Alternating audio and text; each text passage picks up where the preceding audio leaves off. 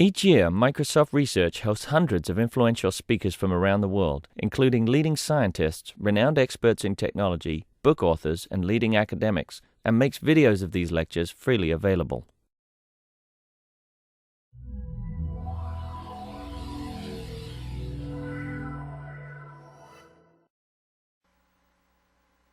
It's nice to have Mukund Sundararajan from Stanford. Mukund did an internship here at MSR this summer, and this is like a project that he did over the summer.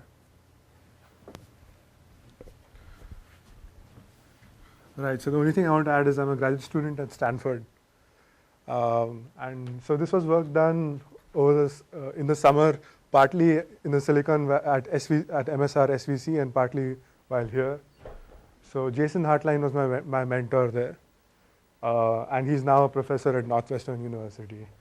In any case, I guess you can see their faces. So this is Vahab. So these are my two co-authors. This is Vahab and this is Jason. And I'd like to sort of start by using them as an example. So in this case, I think all of us know about Microsoft's music player, the Zune. And the Zune happens to have this feature where you can share music wirelessly with other people. And clearly the utility of this feature to any person depends on whether other people also own a Zune or not. In simply put, the more people who own a Zune, the more useful this feature becomes. Right? So that's what this example shows. So let's say that Vahab has a value of $15 for a Zune, which unfortunately is about accurate. Microsoft. And this is John Kleinberg, who happens to be a very influential member of our computer science community. And let's say that he also buys a Zune. Then what might happen is that Vahab's value for the Zune goes up because of this wireless feature, right? So because John also owns a Zune, so he can share music with him. Or more likely, he's probably going to share audio tapes of talks or something. Okay, so this is the kind of situation we want to think about. So the situation is that a person's value for an item depends on who else owns the item. And naturally, when such dependence is present, the selling strategy ought to take account of, take this into account. That is, in particular, you might want to offer some people discounts, have them influence other people, and make a lot of money off the other people. Right? Also, you might want to figure out who to sell in what sequence. So you might want to sell to more influential people earlier in the sales cycle. Right? So those are the kind of things that we'd like to investigate. And we'd like to do this in a somewhat formal way. Okay, just to sort of convince you that this is, you don't just have toy examples. There have been situations, there are situations in practice which have this kind of introductory pricing where you offer discounts early on and try to get a lot of people to adopt initially. So for instance, if you take the US phone system in the early years, so it turns out that the phone system in the early years, was very unregulated. The people who were offering the phone service had patents, and hence they could do whatever they liked. So it was pretty much like a monopoly. And clearly, the value of being part of this phone system depended on who else was part of it. And it turns out in the first few years, the amount of subscribers increased very rapidly. And that's reflected in the fact that the monthly fee happened to double every year for the first 4 years. Okay, so this is an example of how the value of a person changed when more people joined, and the phone company took advantage of that and made more money.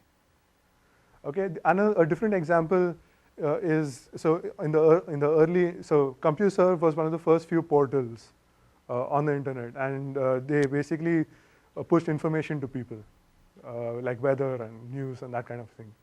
And initially they had a small sign-on fee, which they increased as more people joined. So conceivably, as more people joined, they influenced more people, and the other people were willing to pay more for this service. Okay, so those are a couple of real-world examples of how these social network effects affect pricing. So it turns out that there is some sort of marketing science literature on this kind of thing. So I'll focus on one particular type of model, So it turns out that this model has been sort of studied to an extent in the computer science literature. So essentially the way what these models are based on is that the probability of a user adopting an idea or a good depends on who else owns it. Okay, but it does not depend on the price that you offer to this person. So these models don't have any dependence on price. Okay, it's more of a model for spread of diseases or adoption of ideas, things which are free in some sense. Now in practice we know that if you offer someone a discount, the likelihood of that person adopting the item goes up. Right? So what we'd like to do is study both of these effects simultaneously. So in that sense we are fixing a deficiency of this model. Okay, and the kind of questions that we are going to sort of ask an algorithmic question soon. The kind of algorithmic question that they ask is of this form.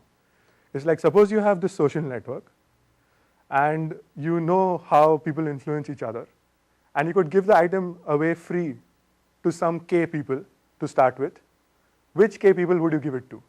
So this is like asking which are the k most influential people in the social network.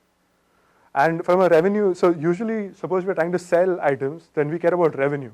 We don't really care about maximizing the spread of the item.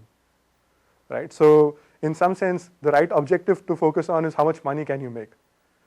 So the right question then to ask is that, well, it's not which k people do you give it to, but it's also what is the right value of k such that you maximize revenue.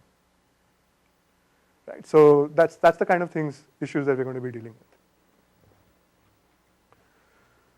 So I guess I can state what our contribution is. Our contribution is this: we propose a reasonable model which for how people adopt goods in social networks, and this model depends both on the price and the other people who own the item.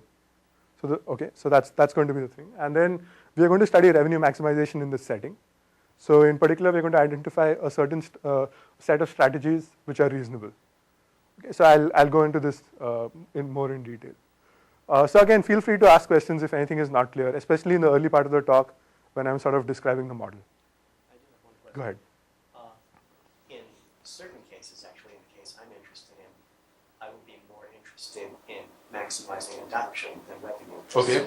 We're not selling something actually. Okay. Do you have work that addresses maximizing adoption in addition to instead of maximizing revenue? So I guess we sort of solve half your problem, in the sense that we do propose a model where you can sort of think about the effect of prices. The objective that we study is revenue, which we thought was somehow more reasonable. But I'm sure we can sort of discuss what changes it would take to optimize spread instead, but in this model where prices are also important. So it turns out that if you don't have prices involved, then there are other models which allow you to talk about spreading influence, like the ones 2 slides back. Okay, so the perspective that we took is that we sort of came from this economic standpoint. So in economics, people are used to studying this very standard pricing model. I'll define it soon. So the pricing model goes something like this. There's some set of buyers. Okay, they don't influence each other. Okay, there's no network effect. It's just a very simple pricing model. There's some set of buyers, and for each buyer, we know what distribution its value for the item is drawn from. Okay, so what this means is that we don't actually know what the person's value is. As a seller, we are not very certain about how much someone exactly values the item, but we have some sort of broad information about it, which is modeled by the distribution. Okay, and then what you try and do is you try and maximize the expected revenue. And the problem is very simple. Because the players don't depend on each other, you can solve the problem separately for each player. Okay, so the way you solve the problem is by finding the price P, which maximizes your revenue. For any price P, 1 minus capital F of P is the probability that the buyer would accept that price. Okay, so F is the distribution function. Okay, and if he accepts the price, then he pays the price P, so that's the revenue. And all you need to do is sort of maximize this. Okay, so that's the standard economics way of looking at this problem when there's no influence. So using this, you can define the optimal price, and the optimal revenue for a particular player, right? So is this relatively clear? So now to model the fact that people's values depend on who are the other people who own the item, we make a very simple change. What we say is that the value of a player I also depends on the set of people who has adopted the item. And it's drawn from a distribution which also depends on the set of people which has adopted the item. Okay, so we're not, the new model is a very simple variant of the old one. All we are saying is that each player is now associated with more distributions.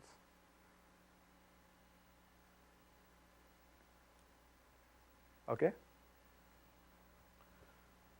So this is the general model. You can think of this more concretely if you like.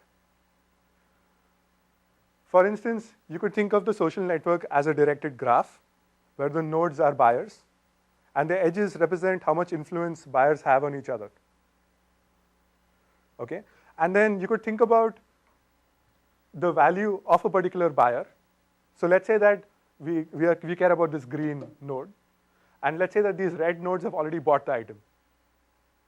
Okay, then the value of this node we'll write down as the sum of WII, which is somehow the inherent value that the buyer has for the item, plus Wij for this j. Right? There's no arrow going from this guy to this guy, so that means that guy doesn't exert any influence on it. Wij is the additional value that the green guy places on the item because the red guy already has it. Precisely. So, let me repeat that one more way. So, in some sense, what we are saying is that the player's valuation depends on which of his neighbors have bought the item. Okay? And in particular, it depends on the weight of the edge from that neighbor to this guy. And we just add those weights. So you can think of this as a concrete instance of the model that I had on the previous page. Okay, but the results are more general. But this is maybe something which allows you to think about the problem. Is this relatively...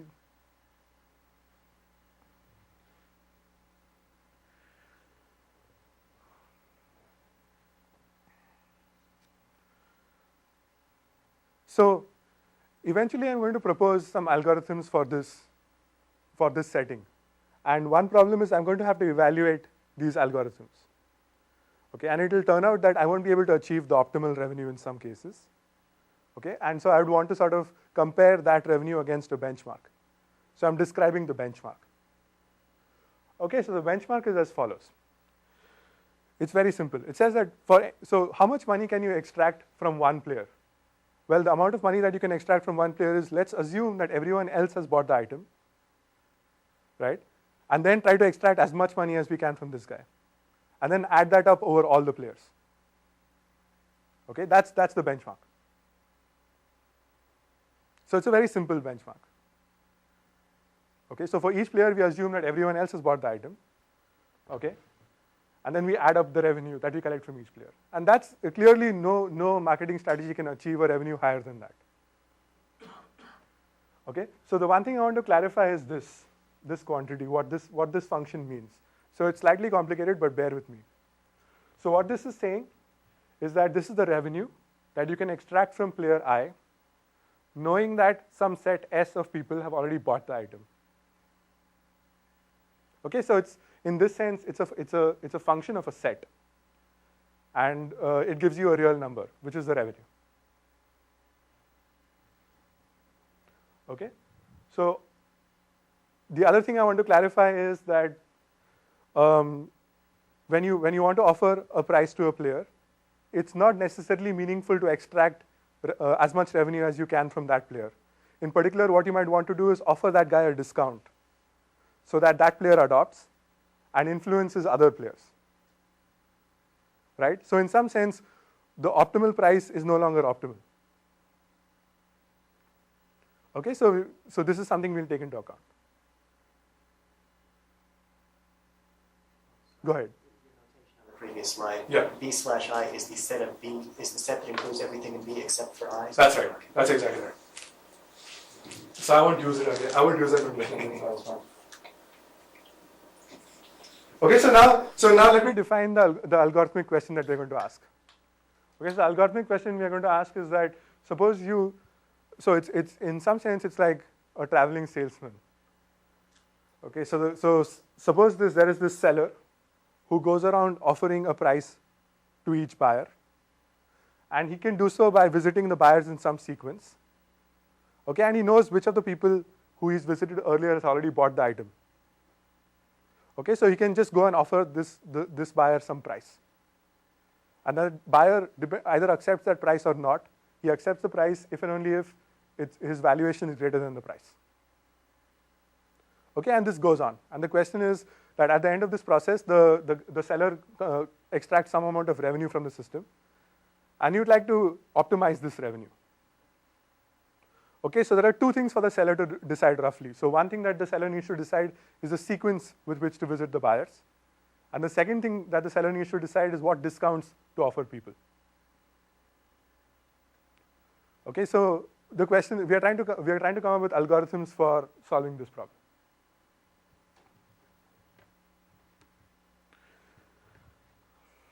So, go ahead. You know all the valuation functions? Right. Or the distributions? Right. So, in some sense, the problem which we are not solving is learning parameters to solve this thing. The hope is that the model that we've written down precisely clarifies what things need to be learned. On the other hand, I think there's also a nice open learning problem. So,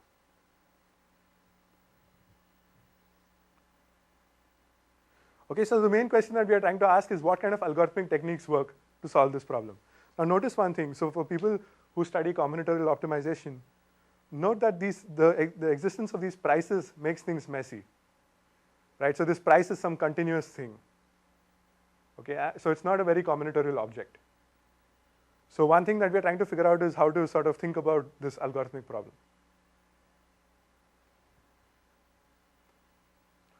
So let me start with a very simple case.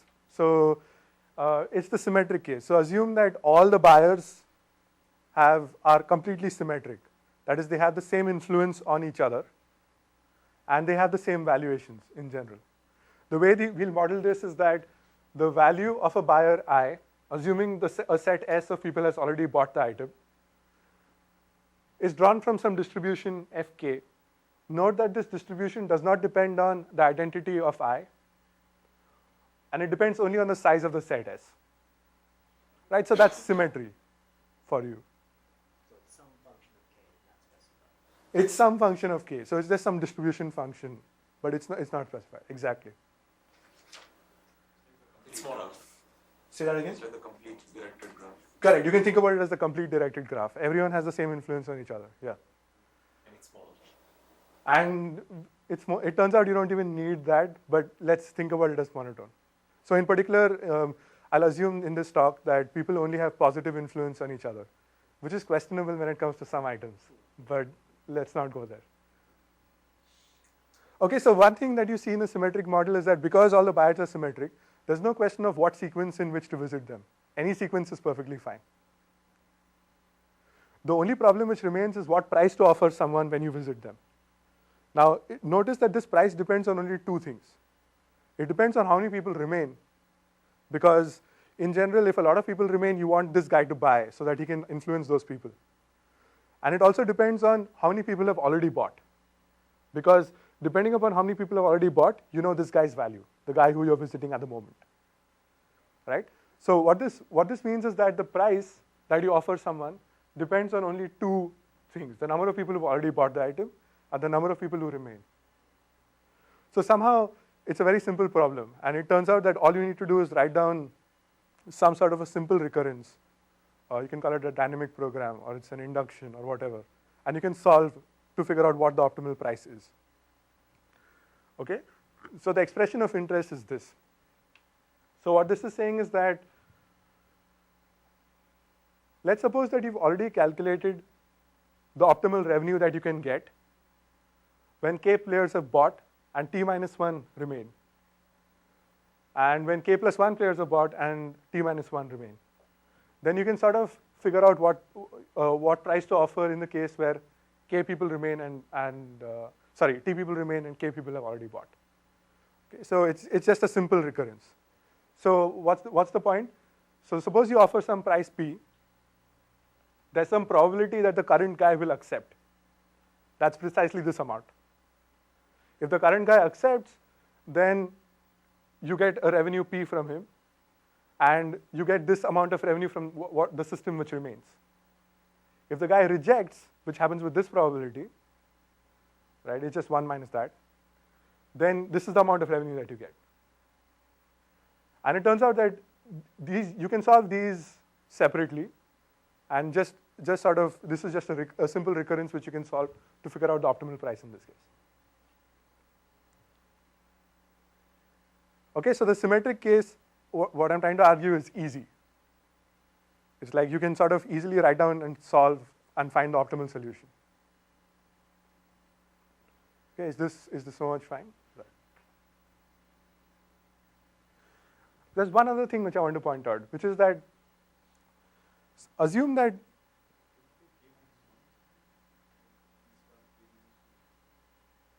here, The first above that. this one? No, that's k plus 1, because one more additional guy has bought the item. So this is the number of people who already bought the item. This is the number of people who remain. In both cases, the number of people who remain goes down by 1. In one case, the number of people who bought the item goes up. So the only other thing I wanted to point out was something which I pointed out earlier, which is that the optimal price is myopic. So assume that you're there's this guy who you're trying to sell the item to, and there's no one else in the picture. Well, all you would do is try to extract as much revenue as you can from that person. But if you knew that this person would have an influence on some other people, then you might offer a discount to that person. Turns out that if you stare at the recurrences for some time, you'd see that same kind of thing happening. In particular, the more people who remain, the greater the discount you offer. It turns out that when you sort of fix some parameters and solve these equations, you even offer the item for free initially. It even makes sense to offer the item for free.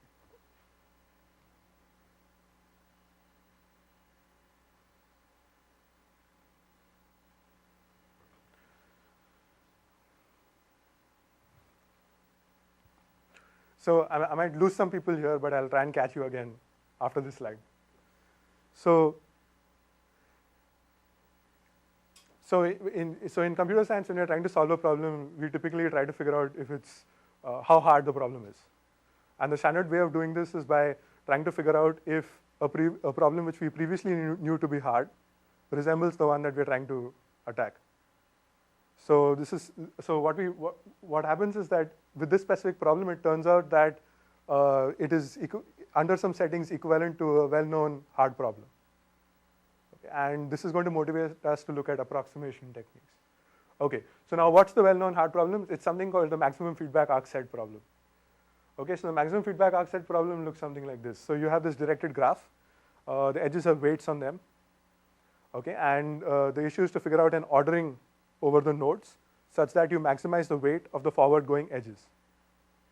So suppose I order the nodes in this sequence, then note that these edges I won't count. I'll only count this one. Okay, so only the forward-going edges. Now it turns out that so suppose you think about a situation where these weights there is no uncertainty with respect to these weights. The weights are fixed and known. Okay, then the moment you visit a player, you know exactly what to charge him. It's his value, which you know with complete surety. So the only issue in this problem is figuring out the ordering. And it's identical to this maximum feedback arc set problem. It's not hard to see that there's a one-to-one correspondence between the two things. So there are a couple of things that you get out of this result. One is that you figure out how to think about this problem. That it's sort of similar to some other problem that you know of. The other thing is we know that this problem is hard. And it turns out that no one has approximated the maximum feedback arc set better than a factor of half. So we're going to aim, in the worst case, all we can achieve is that half. But in practice, you could probably do much better. The other interesting thing worth pointing out is that in the maximum feedback arc set problem, So guess what solution gives you an approximation ratio of half? Random. So it turns out that even if you pick a random ordering of these nodes, notice that each edge appears in this random ordering with probability half. Because any two nodes, the edge is going to appear if the nodes appear in the right sequence, which happens with probability half, right? So there's no solution that does better. No known solution does better than throwing darts. Yeah. So that's not like a hard problem. That's impossible. You can't do better than throwing darts. So people think about special cases where the graph has some specific structure and they get better bounds. This is also, so there's also sort of a discrepancy between the performance of an algorithm in practice and worst case analysis.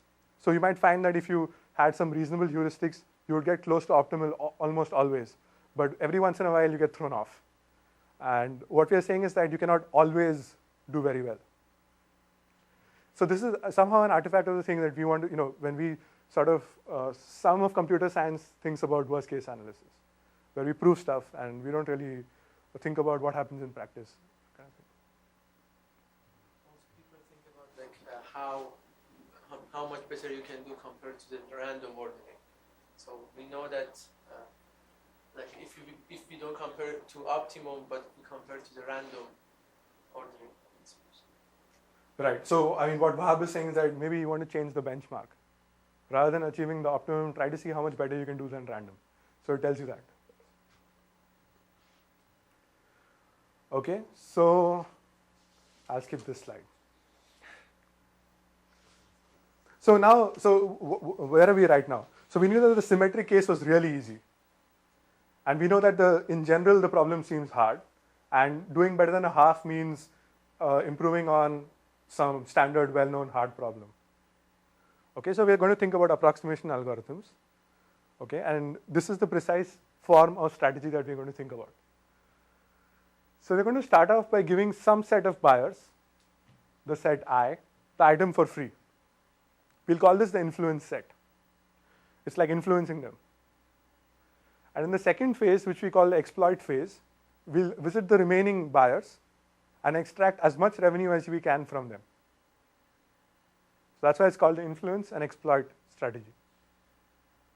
Okay, so let me be more specific about this thing. So what's happening is that initially you give the item for free to some set of people. Okay, and in the second phase, so recall what that random did pretty well. Or random is as good as we can do in general for the maximum feedback arc set problem. So we do something similar. We just visit the remaining buyers in a random sequence and greedily try to extract as much revenue as we can from each of them. Okay, so the strategy is, I hope the strategy is clear. The one thing that we haven't specified in this strategy is what set I to give the items to initially. Right? So it's the strategy is parameterized by that set I.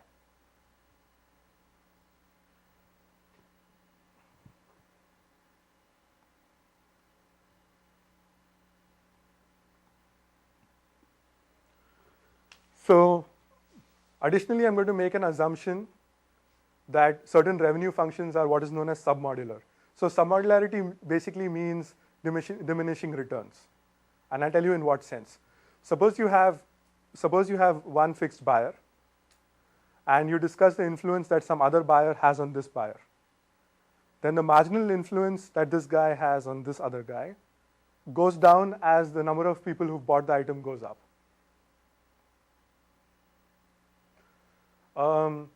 I guess the simpler way to say it is that the influence that someone has on someone else goes down as there are more people trying to influence that person.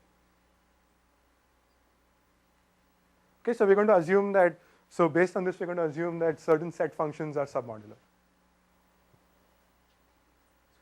There are some studies which indicate that this is a reasonable assumption. We can talk about it later if you like.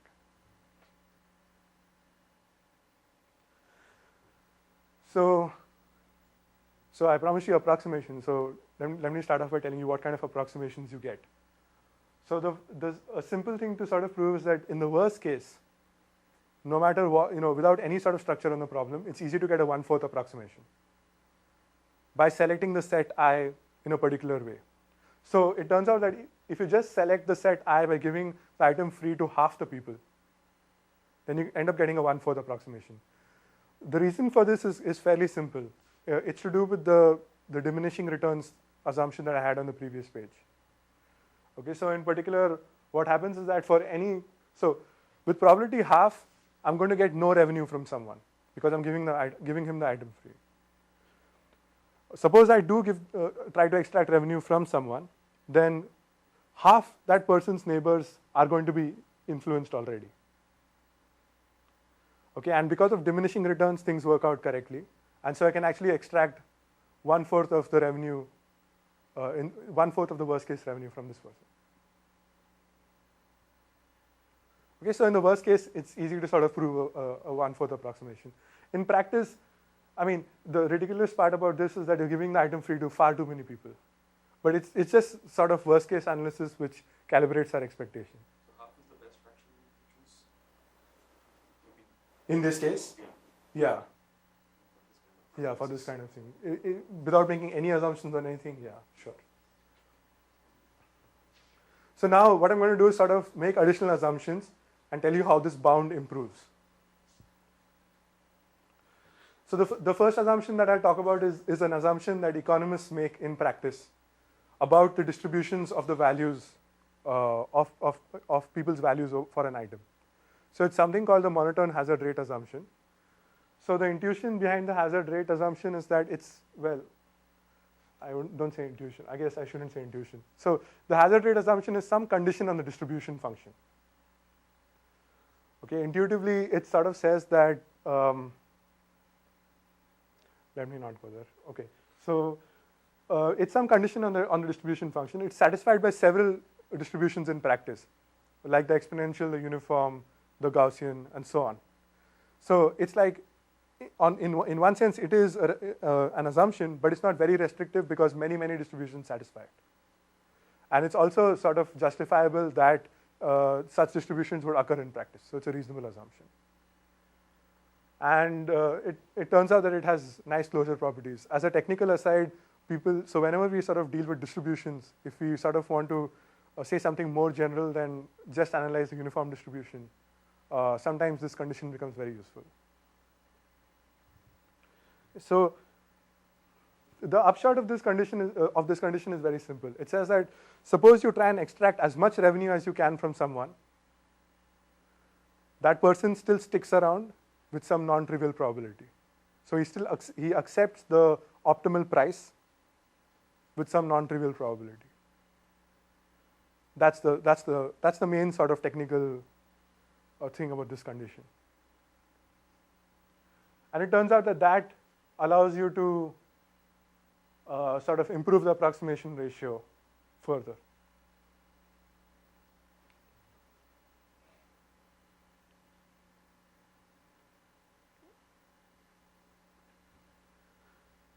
Turns out that you can sort of, under some conditions, improve it even further. For instance, if the graph was undirected, that is, people had equal influence on each other, and the weights satisfied the weights are drawn from a uniform distribution, then you can prove a 0.66.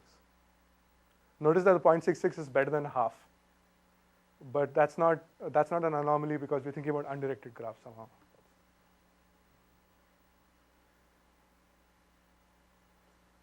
Okay, so it turns out that so in some fairly symmetric cases, we can sort of prove bounds which look like 0.9 and that kind of thing. So I mean, the basic point of this analysis is it's a very worst case kind of analysis. So we're just trying to justify that the strategy is good, almost is sort of universally gives you a good approximation ratio.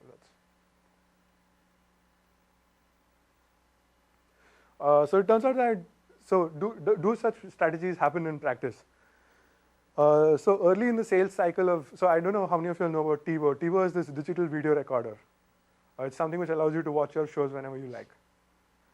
Turns out early in the sales cycle of TiVo had this very interesting contest. What they did was they gave away TiVo for free, and they gave away at the rate of 10 a day for 2 months. So that's quite a few TiVos. And they gave it away free to people who were who were technophiles, who liked, devices and who would blog about them and talk about them to their friends and that kind of thing. So the way they did it, they held this contest, and whoever wrote, so it's like, whoever wrote the best sweet nothings to TiVo sort of got a TiVo. Initially, it turned out that almost anyone who entered the contest won, so it was really a fake contest. But here, for instance, you see one of the entries.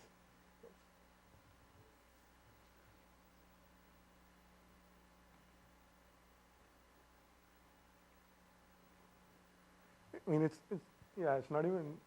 I mean, I think we could all do better, but it's.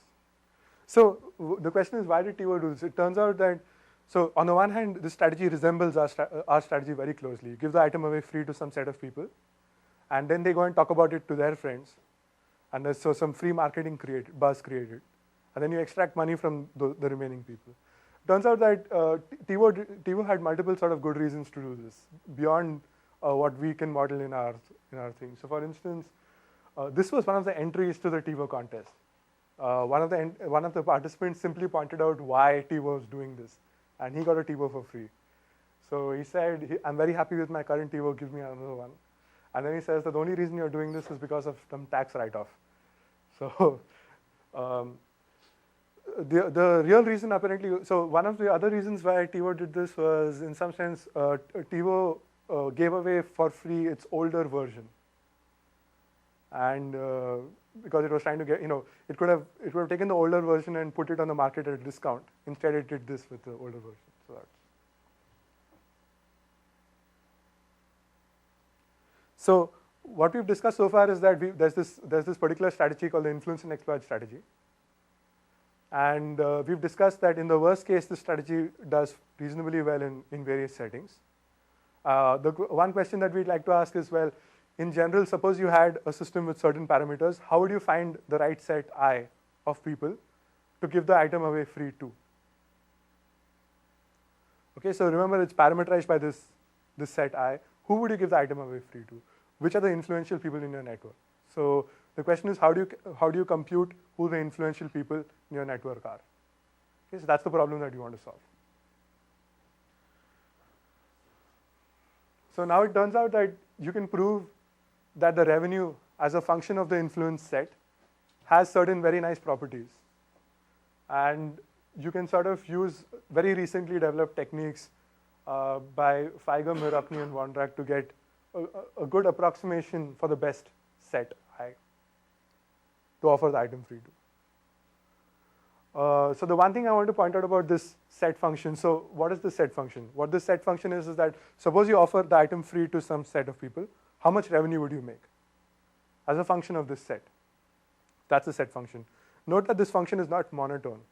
What does that mean? So if you give the item free to everybody, then you get no money. So it has to be some smaller set than that.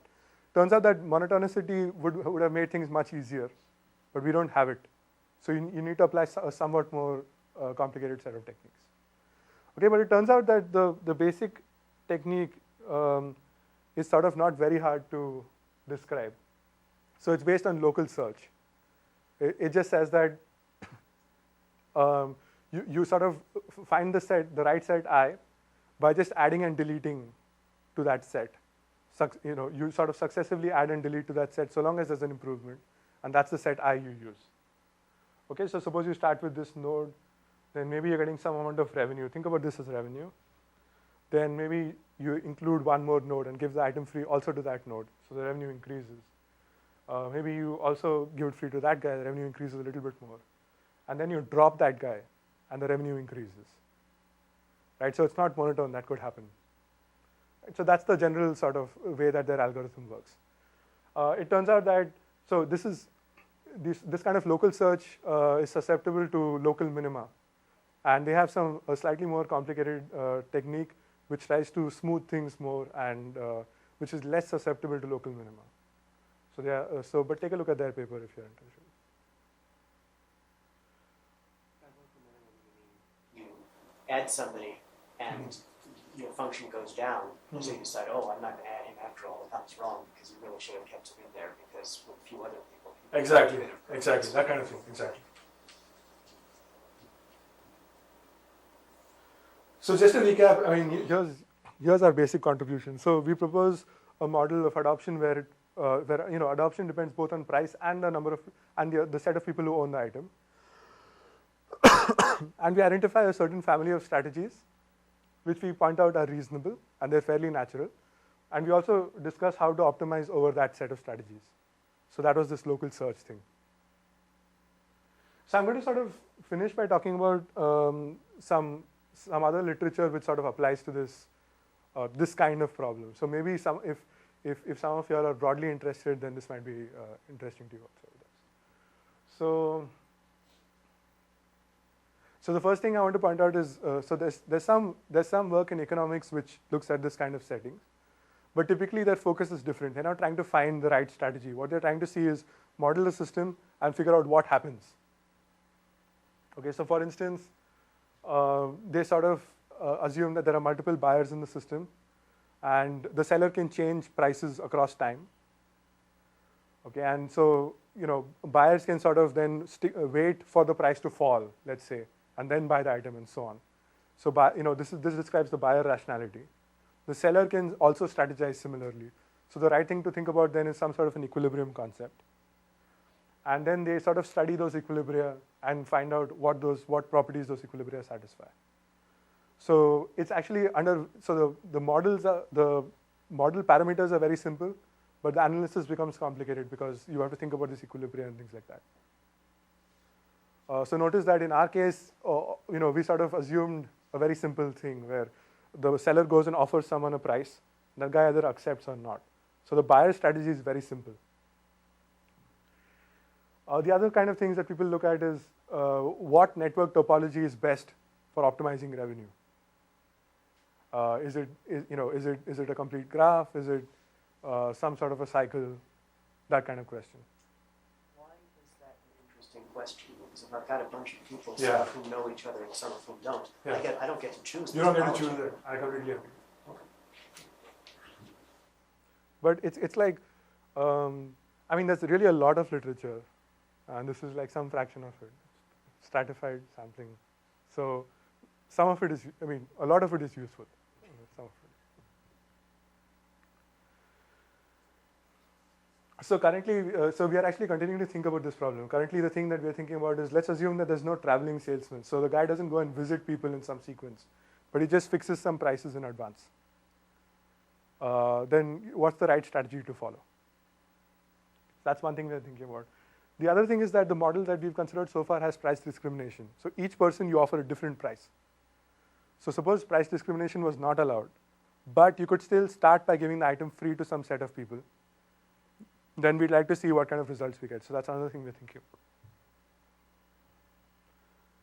about. So there's also this aspect of dynamics, which is that the moment you think about a pricing model, suppose I fix a price that you offer to someone, the moment that person adopts, the probability of someone else adopting goes up. And so one has to really study these dynamics and figure out what happens. So that's the challenge in this pricing kind of work.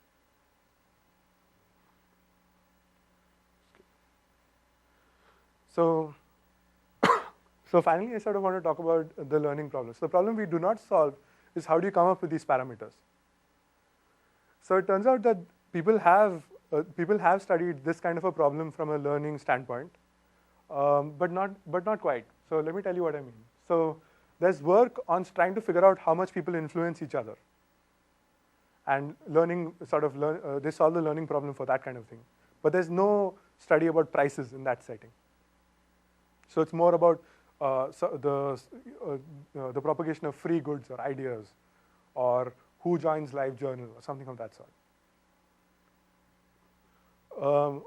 Also, there has been study about trying to learn the optimal price to offer someone, but in settings where the buyers don't influence each other. So somehow there's a nice question about trying to combine these techniques maybe to try and come up with, solve the learning problem in our setting. And it's a nice problem, if anyone's interested. Thanks.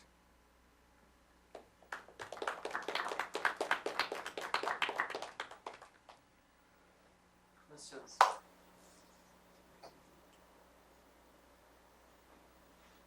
Thanks.